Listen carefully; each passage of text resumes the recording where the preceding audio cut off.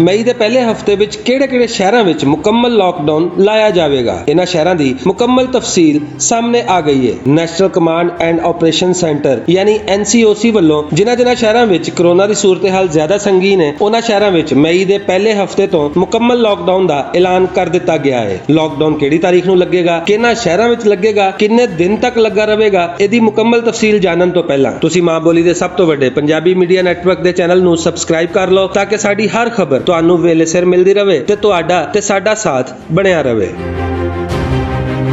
National command and operation centre ਵੱਲੋਂ ਮੁਖਤਲਿਫ ਵਜ਼ਾਰਤਾਂ ਤੇ ਇੰਤਜ਼ਾਮੀਆਂ ਨੂੰ ਖੱਤ ਲਿਖ ਕੇ ਆਪਣੇ ਫੈਸਲੇ ਬਾਰੇ ਦੱਸਿਆ ਗਿਆ ਹੈ, ਜਿਹਦੇ ਮੁਤਾਬਕ ਜ਼ਿਆਦਾ ਕੇਸਿਸ ਵਾਲੇ ਅਜ਼ਲਾ ਤੇ ਸ਼ਹਿਰਾਂ ਵਿੱਚ ਲਾਕਡਾਊਨ ਦਾ ਅਬੂਰੀ ਮਨਸੂਬਾ ਬਣਾਇਆ ਗਿਆ ਹੈ, ਜਿਹਦੀ ਮੁੱਦਤ 2 ਹਫ਼ਤੇ ਹੋਵੇਗੀ। ਯਾਨੀ ਇਹ ਲਾਕਡਾਊਨ 2 ਹਫ਼ਤੇ ਤੱਕ ਰਹੇਗਾ। ਇਹਦਾ ਆਗਾਜ਼ 2 ਜਾਂ 3 ਮਈ ਤੋਂ ਕੀਤਾ ਜਾਵੇਗਾ। ਖੱਤ ਦੇ ਮੁਤਾਬਕ ਜਿਹਨਾਂ ਸ਼ਹਿਰਾਂ ਵਿੱਚ 2 ਹਫ਼ਤੇ ਦਾ ਮੁਕੰਮਲ ਲਾਕਡਾਊਨ ਲੱਗੇਗਾ, ਇਹਨਾਂ ਵਿੱਚ ਇਸਲਾਮਾਬਾਦ, ਰਾਵਲਪਿੰਡੀ, ਲਾਹੌਰ, ਮੁਲਤਾਨ, ਫੈਸਲਾਬਾਦ, ਗੁਜਰਾਵਾਲਾ, ਬਾਵਲਪੁਰ, ਹੈਦਰਾਬਾਦ, ਪਿਸ਼ਾਵਰ, ਲੋਅਰ ਦੀਰ, ਮਰਦਾਨ, ਨੌਸ਼ਹਿਰਾ, ਮਾਲਾਕੰਡ, ਚਾਰਸੱਦਾ, ਸਵਾਤ, ਸਵਾਬੀ, ਮੁਜ਼ੱਫਰਾਬਾਦ, ਸਦਨਈ, ਪੁੰਛ ਤੇ ਬਾਗ ਦੇ ਇਲਾਕੇ ਸ਼ਾਮਲ ਨੇ। ਲਿਹਾਜ਼ਾ ਲਾਕਡਾਊਨ ਲੱਗਣ ਤੋਂ ਪਹਿਲਾਂ ਤੁਸੀਂ ਆਪਣੀ ਈਦ ਦੀ ਸ਼ਾਪਿੰਗ ਕਰ ਲਓ।